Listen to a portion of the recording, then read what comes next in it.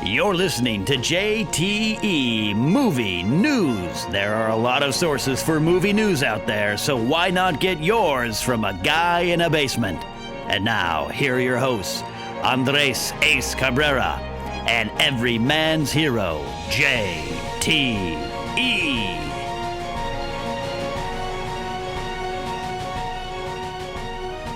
Movie news. We were off last week. I was busy. You were busy. Yeah, I think you had.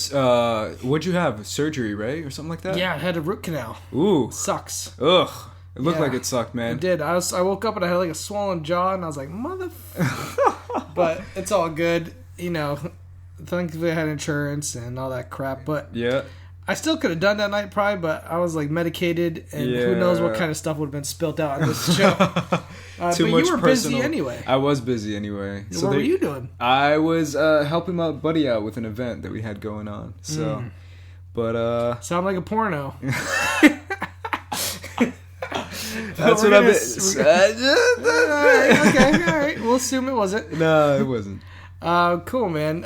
Yeah. So it's been a really busy week for me. Yeah. I had to work all day Sunday for Screen Junkies live Oscar watch along. Yeah. That was fun. I saw that. Yeah. I saw Copster there. I was like, Copster, what's he doing? He ended up going in a box. Yeah, I saw that. And that was fun. That made my job a little bit easier. Yeah. Quick review on the Oscars. What'd you think? Besides the Stallone thing, and if you want to hear my thoughts, which was heartbreaking, by the way. It was very heartbreaking. If you want to hear my thoughts on that, listen to Box Office Breakdown. Me and Finstock one night on tirade about it. But yeah, overall it was fine. Spotlight was definitely, a little bit of a surprise. I felt like it was going to be Revenant for a while. Yeah. Especially when Inarritu got Best Director. But I'm okay with Spotlight winning. For me, it was like the heavy favorites going in were Revenant, Spotlight, Big Short. Because Big Short won the producer guilds. Mm-hmm. So I was really not feeling Big Short for Best Picture. Mm-mm. I liked the movie, but like not Best Picture. And for me, it was like Revenant or Spotlight. Yep. If I was casting a vote, I might have gone Revenant, but I told people this. You know what? Oscars, they like to nominate movies that have some sort of social commentary to it. Yep. And when you got something like Spotlight, which hits every little level that the Academy likes to hit, I wasn't that surprised it won. Did you guys do an Oscar poll? No, we play Oscar Bingo. Okay. I was too busy to do anything. I didn't do it this year. Yeah, we did an Oscar pool at my workplace, and I saw it with my work buddies. I won. You won? Yeah, I picked Spotlight to win. Yeah. Well done. Yeah, man. I mean, I lost pretty bad last year because I went with my heart, and that didn't work out. Does not work out. Yeah. And then this time I was like, you know what? I'm gonna use my head, and I did, and I won. So I'm happy about it. I almost bet money on Stallone to win it because in Vegas he was 3-1 odds. He was the favorite, man. Him and Ruffalo. I thought they said Ruffalo when they said Rylance. Yeah, even Ruffalo, I think thought. Yeah, that was said, I was like Mark Ruff. I was like Ruffalo. Okay. Yeah, it's like mother. Still, it's sad that Creed didn't get any awards. Yeah, I know. Yeah, I know. It was one of my friends. Cool. But oh well, man. We got a lot of movie news this week, though. So that's what makes up for it. That's good. Let's get into some of this movie news. This is JT Movie News with Ace Cabrera. Yeah. I would add that to the title of the podcast, but I don't think I could fit it. So that's the excuse. Yeah, that's the excuse. I'm kidding, dude. I get it. Let's see. Let's go into the biggest one, obviously, this week. Yeah, let's start off with the Big Daddy that happened this morning. Yeah. And one of the reasons why I'm so tired is because usually we have a Screen Junkies show that goes live Tuesdays. Or no, it's Thursdays. I can't remember. My brain's fried. But today we did a live one of the Ghostbusters live reaction trailer. For the trailer, yeah. Yeah, so I watched it this morning, but like Andy, Dan Murrell, we had Aaron Robinson on, and cool. Hal Rudnick hosting, and they watched it for the first time. And it was like, it was definitely not a home run. It wasn't. I gotta say something, like, I didn't really like the trailer overall. But I was surprised, like, I honestly, when I watched this morning, I said, oh, that's not very good.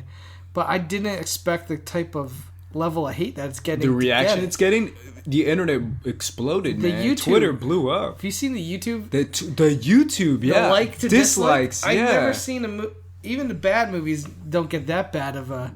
It's like, it's got thousands upon thousands more dislikes than it has favorites. Yeah, man. That's rare for a big Hollywood movie, especially like a Paul Feig movie. I'm going to try to pull it up and see what the dislikes are as of right now. Yeah, it's a combination of the nostalgia of the original movie. It's such a precious movie for so many people, combined with the fact that the trailer just wasn't good. It wasn't a good trailer. And the fact that they're bringing back Ghostbusters. And again, we saw with Zoolander 2, man. Mm-hmm. They bring, and Zoolander 2 isn't even that precious of a movie, but they bring it back and you're like, ugh, they really shouldn't have done that. So Ghostbusters has over 5 million views, 67,000 likes, 98,000 dislikes. Ooh. That's just rare for a movie trailer of this caliber and for something of this beloved. But I think it goes to show you, Hollywood has been doing this so much, of just rebooting / remaking these movies. And this one's a reboot, too. Yeah, and they've gone away with certain films like Karate Kid, which wasn't a horrible remake, but nowhere near as good as the original. Point Break failed hugely in the Christmas. And I think the problem with Point Break, Karate Kid, while those are classics, Ghostbusters is another level of classic. It's another level. That movie is hugely regarded as just one of the best 80s films, the most entertaining blockbusters of all time. So when you make something, I guess for me, like when I watched it, the tone felt different. Mm-hmm. And I said this morning to Erin Robinson, and she like completely agreed with me.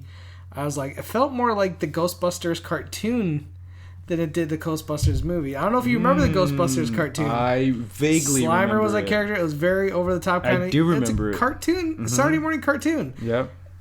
You watch that first not just the movie. Watch the first trailer for the first Ghostbusters. New York's dark. It's gritty. It's got like a real it's almost like a horror. In some ways, it's got like a horror vibe to it. There's definitely have a horror vibe, but it's just something about it feels. Even look at the lighting, the cinematography compared to this one. It's all such a Paul Feig type comedy lighting compared to the first movie. It's really dark and gritty when it comes to tone and lighting. So so immediately I was like, I don't like the way the tone felt. Yeah. The ghosts are like super neon blue, and it looks like somebody else. I think maybe it was I can't remember who it was. It might have been Dan Morrell, but he said it felt a little bit like Men in Black. Like the ghosts and alien creatures just look over exaggerated. Some people have called it like a Scooby-Doo like movie. It feels like the ghosts look like they come from the Scooby-Doo movies. That's an interesting concept. I'm like, damn, I can see that. Like, I don't see Zool. I don't see like dogs and humans being turned into I love that first movie because there's parts in that first movie that frightened me as a child. Yeah. When Sigourney Weaver sits on the love seat and these claws of paws come ripping through and are grabbing her. It was scary, man. And I was a little kid when I saw Ghostbusters, so I remember being scared. I remember being very scared. Yeah. But that's the thing, too. Like, here's the thing. The director is a great director. He's a great comedy director. I agree. The cast is great. Yeah. It's a great cast. Kristen Wiig, Kristen McKinnon. I'm a huge SNL fan. Yeah, I like Kristen McKinnon, too. Leslie, she's great in SNL Leslie as well. Jones. Leslie Jones is McCarthy. great. I mean, listen. Melissa McCarthy's the one that I'm just like, it's okay. But for me, everyone else is a great cast. Yeah. The trailer just wasn't good. It just wasn't a good trailer. All the ingredients add up to what should be a funny, good movie. Mm-hmm. We just didn't really see that in the trailer. Now, maybe it's just a bad trailer, but you can't, it's one thing to have a bad trailer where you don't put all the best jokes in. That's one thing. But the tone is so off to me. Yeah. Like, I don't think that's gonna change when I see the full movie because the tone is pretty up front in this trailer. Yeah, of how it's a silly Ghostbusters kind of comedy. Yeah, it is, and hopefully it's a good movie. I mean, we're all gonna watch it. Of course, either way, but I think it will have funny moments. I think it will be funny. I think so too. But it's gonna be so hard not comparing it to the original, especially when it's a reboot. And the beginning of the trailer is really misleading with the whole 30 years ago. I see. The beginning of the trailer confused me because I thought it was like, whoa. Are they doing like a bait and switch? Where all this time they said it was a reboot, but it's actually a sequel? I would love it so much. I would like this so much more if it was a sequel. Me too. They took over the company and you still had some. That would be amazing. Or Wig's the daughter of one of these guys, something like that. And if you make it a sequel, this thing is 10 times better already. Imagine Bill Murray's character, Dan Aykroyd, is sick. His daughter comes home. They have a strained relationship, and he's like, I need you to take over the family business. She doesn't want to do it. She talks her friends into doing it. Like, there's so many cool, fun ways you could have had some fun with it. I don't know why they didn't make it a sequel. I guess they wanted to introduce new characters in a way, introduce a different style of ghosts. Yeah. But to me, if it was a sequel, it would have been 10 times better already. So. I agree. So, listen, maybe they have another trailer to convince us otherwise, but as of right now, my hopes for that movie are not looking very well. Yeah. I'm just not really excited about it. If anything, I'm more disappointed.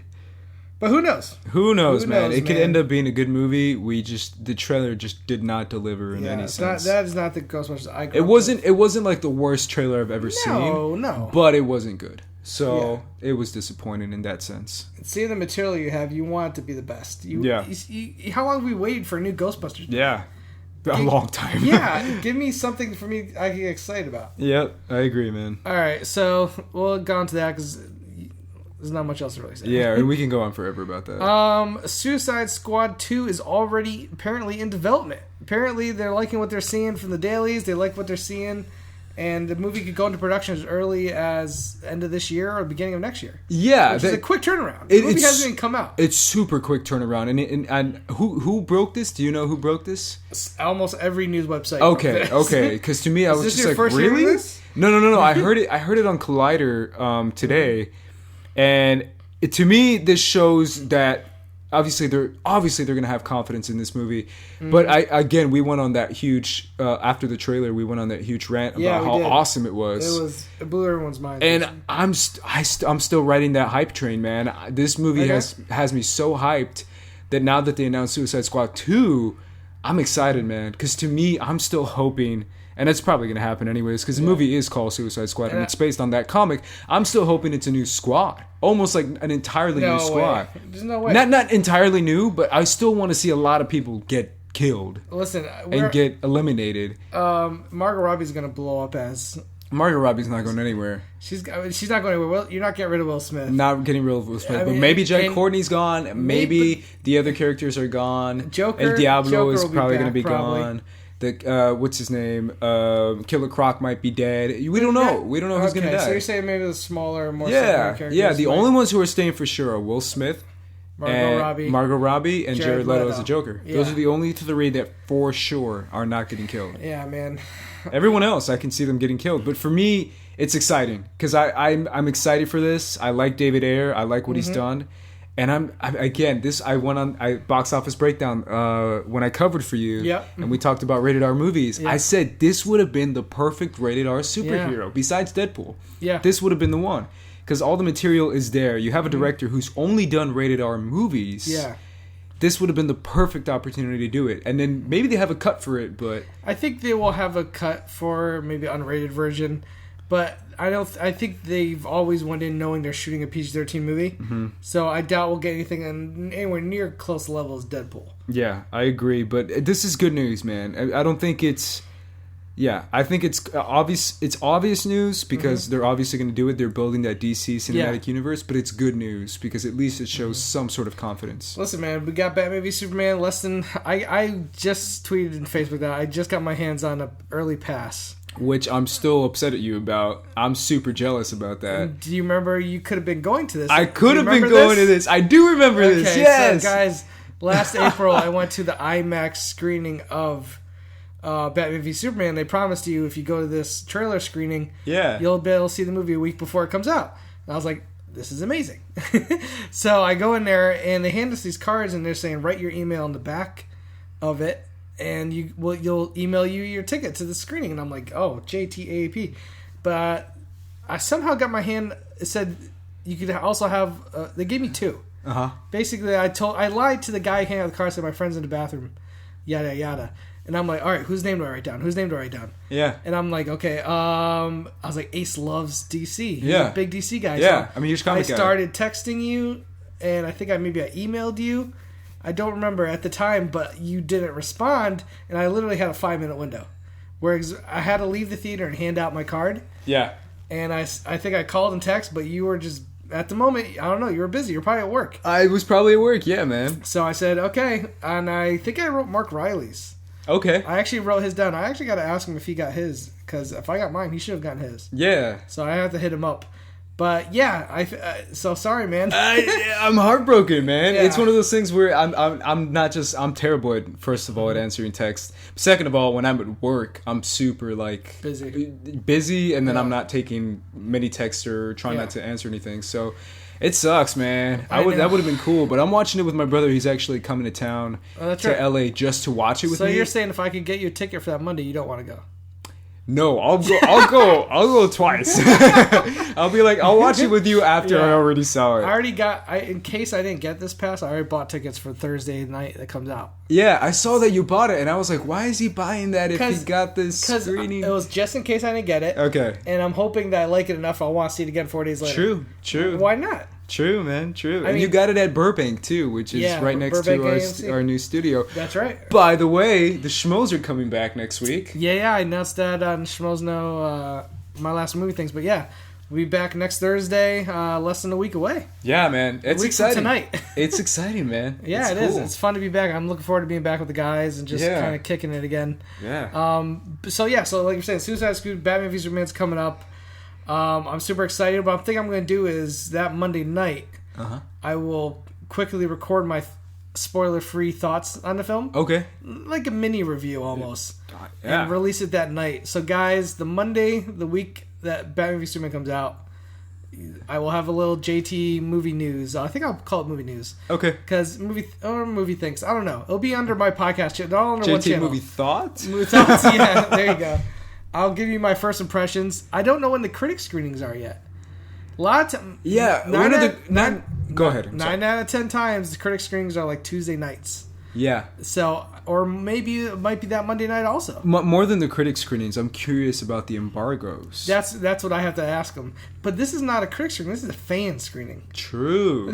You know what I'm saying? True. So you're going to be like, I don't even got to ask. Yeah, I shouldn't have to worry about it. Yeah. I think they're going to be prepared for us. But who knows? Maybe Mark and Christian or Alicia and Scott or some of the Screen Junkies. Yeah. They might see it the week before.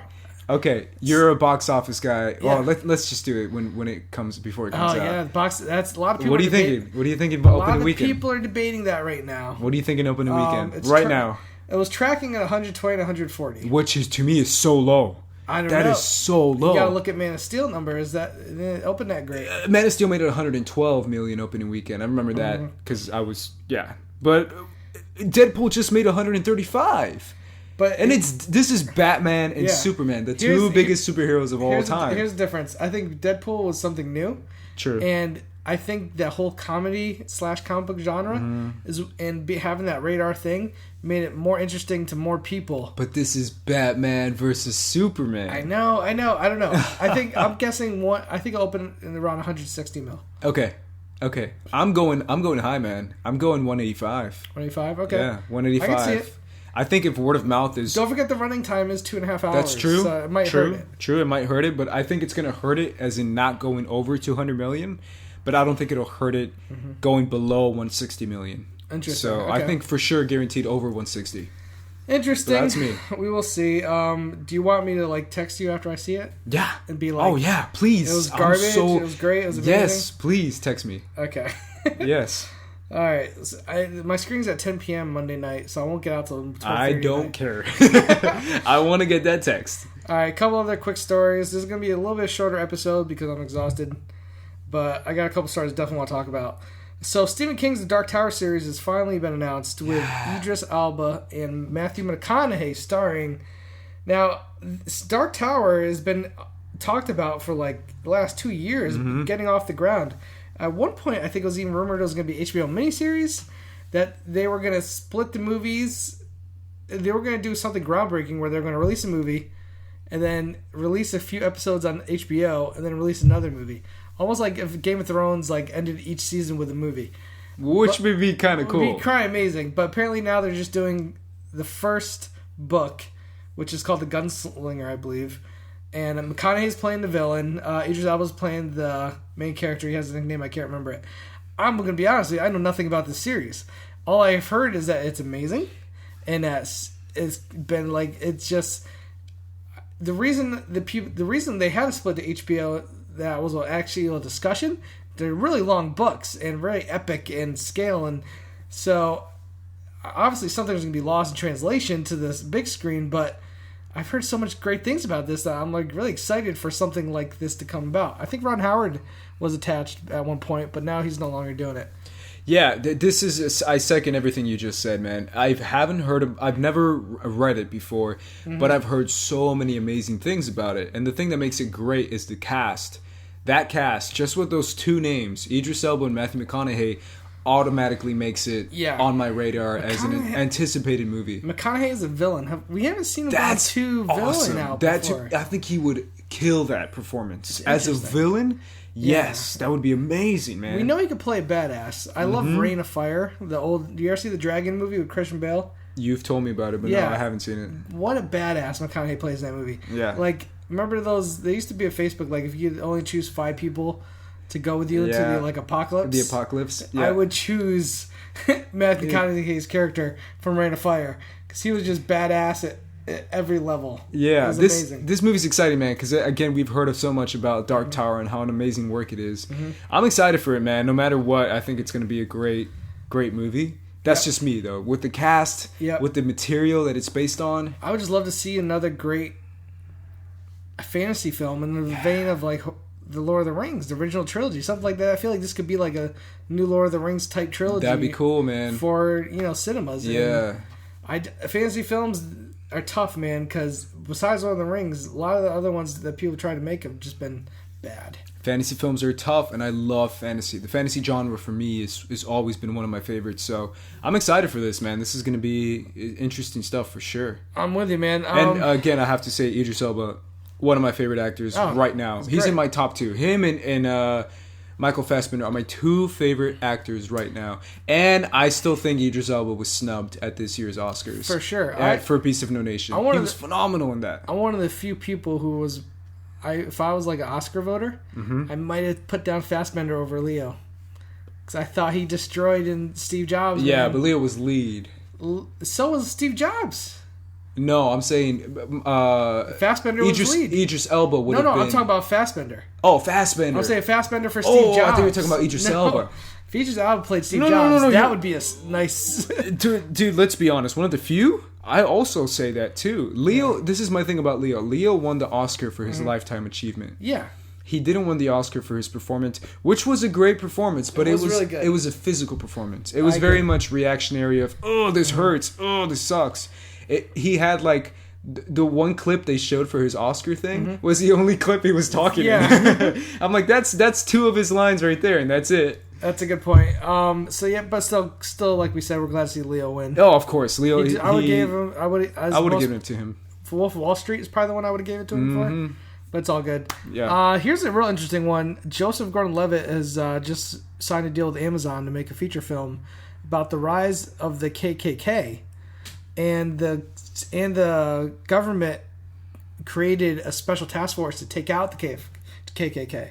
So the movie is not only about the formation of the KKK, but how the government basically put a squad together. I think they're called the F Squad or F Troop or something like that to take them out. And is this based on something true? It's history, yeah. This is real life. That's amazing. Yeah, the KKK started in like 1871 or something. Yeah, of course. Like that. It's been around for a while. And so I'm really excited because I love Joe Gordon-Levitt. Yeah, me too. And anytime he attaches his name to something, I feel like he's not going to just make a crap movie. No. He wants to make something good. And just like Beast of No Nation showed in Netflix, like streaming are starting to make good movies. They are, man. Yeah. I'm a history buff too. So like, I mean, the KKK is probably one of the worst organizations to ever come out of America and exist. But I love, seeing I love movies based on historical facts. And because I feel like I'm learning something and I'm not just being lazy. Yeah. So I'm excited to see this. Cause, say what you will. The most evil and worst things that happen in history often make for the most interesting stories. True. So true. Really that sounds great, man. Because Amazon too, they're trying to make a name for themselves. They're doing really good. They won a few Emmys for their series too. When I first saw the story, I thought maybe it was a series, like because Amazon's doing a lot of TV series now. They are. They had that new one with Jeffrey Tambor, Transplant or something like that. Yeah, I forget. The one you won all the Golden Globes and Emmys for. Yeah. And they also won some Emmys for Mozart in the Jungle. Yes. With Gael. Yes, exactly. Yeah. So I thought it was serious, but no, it's a movie, and I'm like, hey, I'm down with that, man. Me too, man. That sounds like it's a very interesting concept for sure. And JGL usually makes solid content, so I'm excited for that too. Totally agree. Yeah. Speaking of historic movies based on historic facts that are, this is an interesting one. Zack Snyder is saying he wants to make a George Washington movie, but in the vein of 300. Now, when I hear that, I automatically think of like Abraham Lincoln Vampire Hunter. Uh-huh. That movie I did not like. It was too ridiculous, over the top. Yeah. So, but George Washington isn't fighting like zombies or anything. So he wants to make it like historically at some point, or is he trying to make it like a sword and sandals movie, but with George Washington? No. I mean, we kind of got that with The Patriot. No. The Patriot is pretty damn close to being 300 in Revolutionary War. Yeah. With Mel Gibson. So, like, I don't know. Like, I think I can't take it seriously. I mean, it's got to be kind of a joke. I mean, it might be right? a joke. Okay, here's my thing. As soon as I heard this, my reaction to this was immediately, everyone was kind of just like, this is weird, this is bizarre. I remember, again, Movie Talk today. Yeah. They were talking about it too, and the only one who was kind of on board was Mark. But everyone else was like, this just sounds ridiculous. It sounds ridiculous. I heard this, and I was like, hell yeah. Hell yeah. This sounds amazing. There's two sides of me, right? There's one side of me as like a film buff and, someone who just devours film and loves it as an art form and entertainment. That is like, this just kind of sounds ridiculous. It does. But then there's a side, my patriotic side, that says, I want to see American Eagle, like, rip someone's heads off? Ripping off, like, tearing through an American flag in slow motion while cannon sparks are going all over the place. Like, I can see some stuff. As an eagle just takes someone's heads off and just, like rips it off. I want to be in the theater and be like, F yeah, America! USA! To me, this sounds amazing. I think he's going to go part historic, part not historic, kind of like what Tarantino did with Inglourious Bastards. Okay. Where he does his own take on what happened back in the day, and it just kind of twists the history, which to me would be amazing, man. I think he might have been joking with this. I don't know. I think this sounds awesome. And apparently, I saw clips of it from the robot chicken that they made for me. Yeah, I remember that. And I saw clips of it with I didn't hear sound from it. I just saw clips of it. And I was like, they're making fun of it, right? Yeah. And I was like, I saw those clips and I was like, dude, this actually looks really cool. The robot chicken version of that looks kind of cool. Right, and I was like, yo, this is cool, man. I'll have to check that out. Yeah. It's been it's on my bucket list. And one of my dreams to one day start a USA chant in a crowded area. I want to start it, and I want people to, But you got to start it in a place that makes sense. That's what I'm saying. Like, if George Washington throws a spear through 5 redcoats in slow motion. I want to see a slow motion shot of George Washington with this old school gun, runs out of ammo, tosses the gun, pulls out a sword, chops some heads off. You're kind of describing The Patriot with Mel Gibson. Yes, but with Zack Snyder's visions behind it. Yeah. So I feel like this movie might give me opportunity to yell USA. Dude. I think the only other time I might have been able to yell that movie is maybe twice in my cinematic life. It might have been acceptable during Independence Day, if you saw it on July 4th weekend when it came out. Yeah. Or Rocky IV during the Ivan Drago Rocky Balboa fight. Those were the only times Which is based on true facts, of course. Those are the only times I think you might have gotten away with starting a USA chant in a movie theater. There you go, man. You might have your third chance right here with this one. I got a chance. All right, couple little stories, then we're going to call it a day. Liev Schreiber talked about returning a Sabretooth. Apparently he's been talking about it with Hugh Jackman and James Mangold, the director of the last Wolverine film, which reportedly might not be rated R. We talked about this last time, I believe. And it's a double-edged sword here because it's a double-edged sword. I like Liev Schreiber. I think he did a decent. Here's the thing: he did a decent acting job as Sabretooth. But I thought he looked nothing like Sabretooth. The Sabretooth in the first X-Men movie, the first Bryan Singer movie, looks way closer to being Sabretooth that I know. Secondly, you're bringing back a character from maybe one of the worst comic book movies of all time. Yep. I don't want to ever be reminded of Origins. I think the series has basically forgotten about Origins. In all these X-Men sequels, they have not even mentioned Origins. Not in the Wolverine, not in the Last Stand. Deadpool.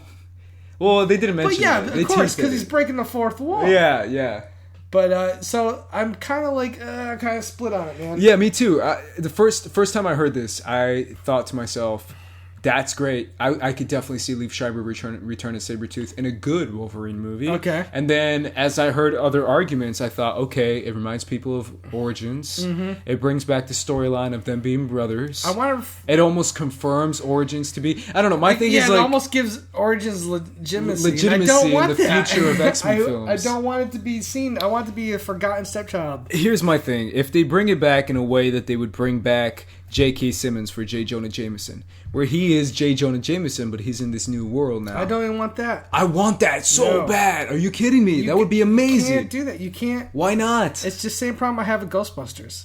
They're rebooting it, and they're bringing back... It's different. But J.K. Simmons is different. But no, why? Because he could be the same character that everyone loves, but he's in a different world. But you're immediately going to think about this Tobey Maguire movies. You're not going to be able to stand on your own legs. No, because once you think about the Tobey Maguire movies, you're going to think about how great J.K. Simmons was in those Tobey Maguire movies. And you're going to say, yes, that's great. I'm glad that they brought him in. That's to me, man. But to me, if they do that in a way where Liev Schreiber comes in and it's in a new world. So he's Sabretooth, but he's not he's like... He's not like all this other stuff that we saw. You're giving people too much credit. They're not going to be able to do that. I know, it's tough. They're not going to be able to divorce themselves from the character they saw. I guess, man. I guess, but to me, I'd be okay with it. If they didn't do it, I'd also be okay with it. I think because Liev Schreiber is just great, man. I do like Liev Schreiber, but yeah, if you're gonna, I would almost just say cast somebody else or don't even have him in the movie. Yeah, but J.K. Simmons returns for J. Jonah Jameson. Let's make it happen. He'll never people. be a better one, but at the same time, he had his chance. He did it, and he killed it. He killed it. Don't go into any other ones. Come on, man. Let someone else do it. Two more quick little stories. This one's not a big deal. David Hasselhoff returns for Baywatch. Mm-hmm. I think everyone just assumed he'd at least have a cameo. Mm-hmm. I mean, how do you not? I mean, Pamela Anderson's also rumored to have a cameo. Mm-hmm. I'm really hoping this movie is going to be fun because I don't think they're going very serious with it. You got Zac Efron, The Rock, and future Mrs. JTE, Alexandra Daddario. Love of my life. Mm-hmm. I just think, I would love if this was directed by the guys who did 22 Jump Street or something. Miller. Yeah, like those guys are great. They're so good at parodying like not just movies but genres. Dude, Phil Lord and Miller. I was talking about it at work today. We were talking about comedies and what comedies we're excited for. To me, they're the most solid comedic filmmakers right now for me. Gotcha. Because the Seth Rogen guys, they can make some great stuff, and they can also make some stuff that misses for me. But to me, Phil Lord and Miller have made some great stuff. But yeah, to me, David Hasselhoff, it's necessary, man. You need him in Baywatch. And I kind of like how The Rock announced it too on his Instagram, where he has a FaceTime with Hasselhoff, and he's like, you need to have the Hoff to be in Baywatch. Totally. All they need now is to confirm Pamela Anderson, and it's going to be great. I'm just real curious if how ridiculous they'll go with it. Is it going to be like the tone of like a Naked Gun, where it's just going to be completely ridiculous? I think it's going to be a complete joke the whole time. Or are they going to try to be somewhat serious and be more like, I don't even know what else to compare it to. Really. I think it's going to be more like a 22 Jump Street kind of ridiculous, where it's crazy, but it's fun. You feel like you're joining in on the fun. I guess that makes more sense. That's why But Phil Lord, can anyone else do it besides those guys? I haven't seen anyone else really do it. That's true. And pull it off. True. I'm worried it might just be bad. Yeah. So it could be, but The Rock, he's putting a lot behind it, man. He's hyped on it, so that's true. We'll see. And you were just talking about Seth Rogen and their kind of comedies. Yeah. The first still just came out of a movie that I'm really excited for, Sausage Party. Mm-hmm. It's a Pixar animated type movie, but R-rated and raunchy. And you got the usual Judd Apatow players with Seth Rogen, like Michael Cera, Danny McBride, Jonah Hill, Jason Segel. Like the whole Judd Apatow crew's doing voices. It takes place in a supermarket. Mm-hmm. It's about a hot dog and trying to get into some buns. Like there's a lot of sexual innuendos. Salma Hayek is also, Edward Norton, they're also playing voices. And this sounds so stupidly funny. It does. It sounds hilarious. Yeah, so I'm really excited for it. I don't know. It's premiering at SXSW. Okay. South by Southwest in Austin, Texas. They're premiering like a not complete version, but like a work print version. And then I believe it comes out in August. So super excited for that movie. That'll be fun. I'm one of those people. I'm a fan of Seth Rogen and Evan Goldberg's work together. Like I'm one of the few that really like The Interview. I really like Neighbors. Okay. And I love This Is the End.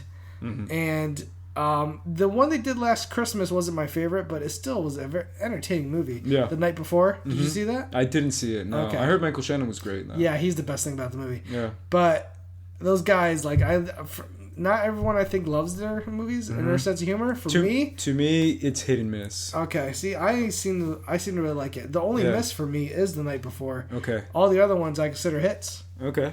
So I'm totally on board, and I love the fact that they're able to make this movie. Yeah. Like, do you know how much hard work and animation goes to making these movies? A ton of work. Again, I told you I have a friend who's an animator, and it's a ton of work. Yeah, and to do something like this, like when you make a kids movie, you're somewhat of a sure bet. Mm-hmm. You know what I mean? Because you know what you're going for. You know you're going to make a lot of money. To make a R-rated movie like this, it's not like Team America where it's just dolls and it's cheap. This is an expensive risk. Yep. But then again, Seth Rogen and his company have a lot of money, man. True. They got some money. Also, I think this is a good year to come out because Deadpool's shown that people will step outside the box. They don't care if it's R-rated or dirty. Totally true. So play around with the genre. Why not make an R-rated Pixar movie?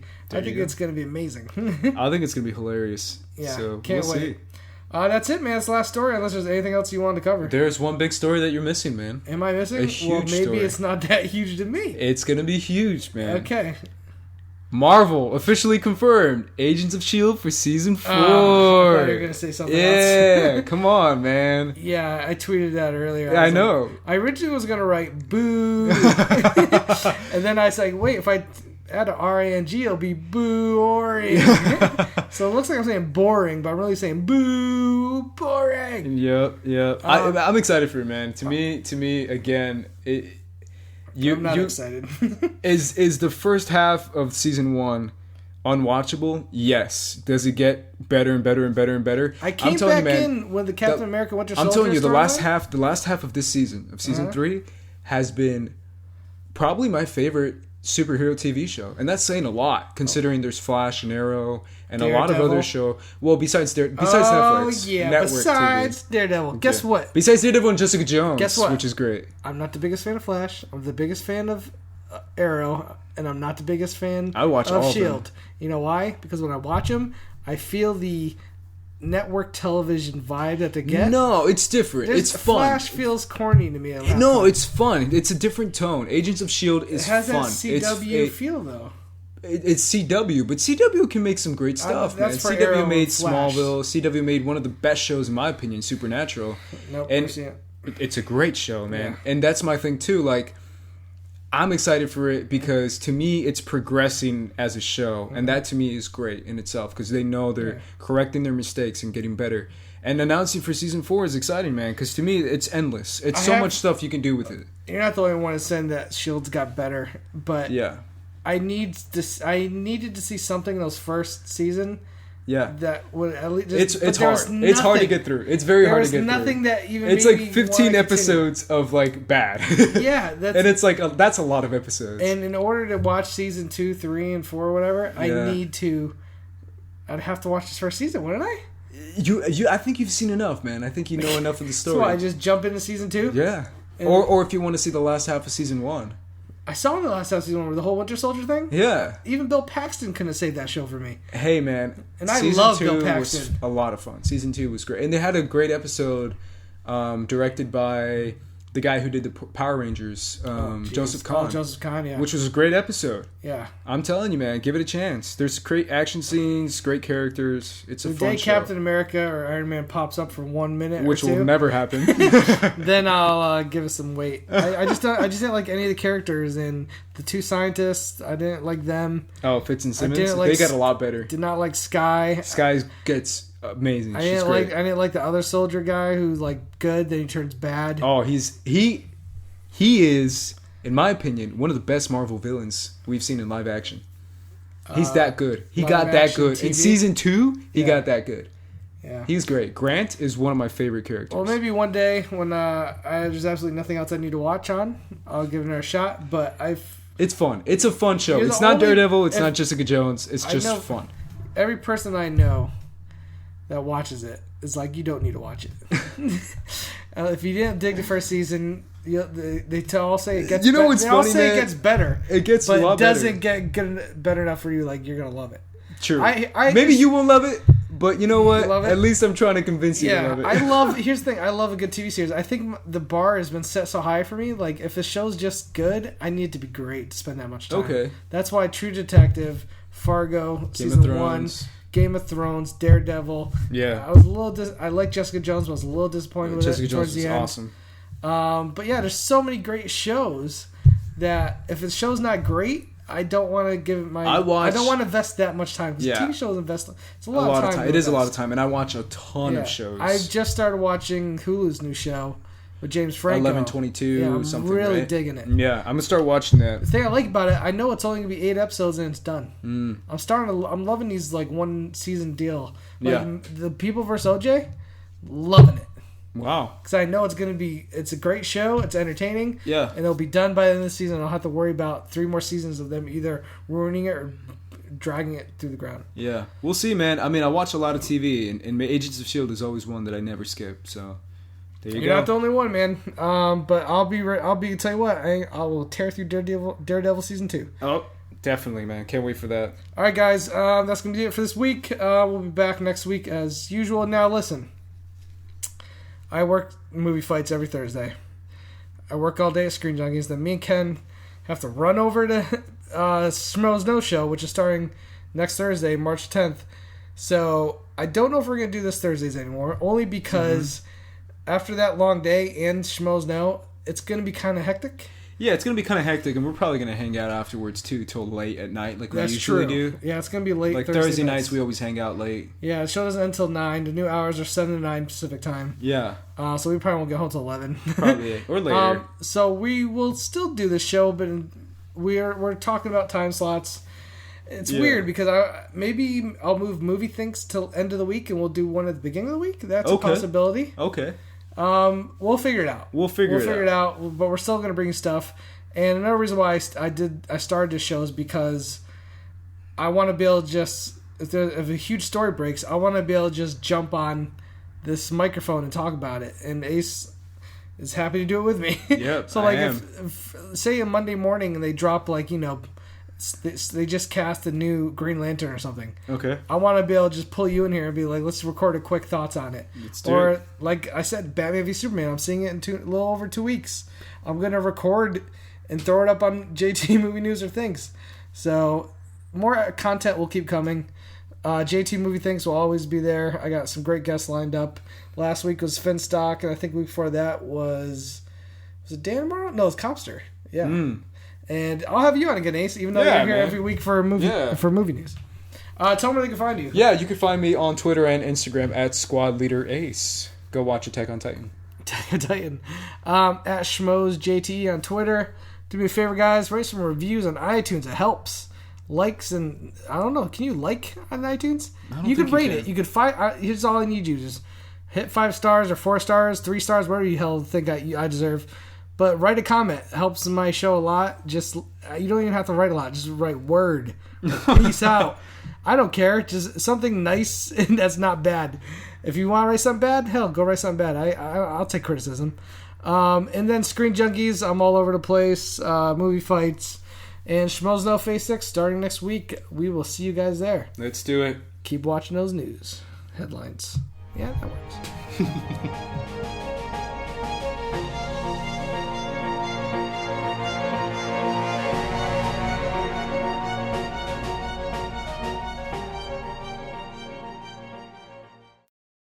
Hey, what's up? I'm not asking. I'm telling you. See, I'm rolling up my sleeves. There's this link right there. You're going to watch the behind-the-scenes videos. When you're done with that, you're going to laugh your ass off some of these B-Team videos. But don't forget the other podcast stuff, because that's stuff we do personally. All right? Watch that shit.